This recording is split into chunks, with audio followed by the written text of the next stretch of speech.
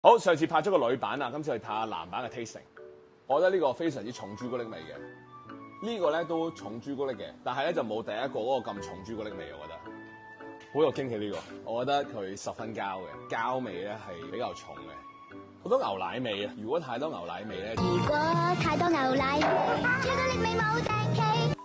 有朱古力味嘅，但係佢有少少膠膠地嘅味道咯。第5咧，唔使諗嘅，一定係呢個。第4我會俾呢個啦，真係唔係太夠朱古力味嘅，好稀嘅奶咁樣。3咧我會俾呢個，佢都重朱古力味嘅，但係都有少少膠膠地嘅味道。Top 2咧係呢邊呢兩個，因為佢呢個朱古力味都真係非常之濃郁嘅。呢個咧就 over 咗嘅，呢個朱古力味最重嘅，咁但係我覺得甜嘅質個咧會啱啱好。唔知大家點諗咧？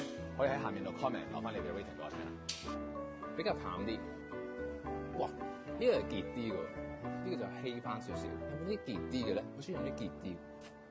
呢兩個好似啊！喂，咁呢個有驚喜喎，真係有朱古力味喎呢個。呢入口好似滑啲咯，呢個真係再淡啲，呢個係濃少少嘅，呢個就再濃啲。呢個係甜啲嘅。最正咧一定係呢個朱古力滑嘅感覺，真心推介呢兩個，正。哇！呢個真係有驚喜喎。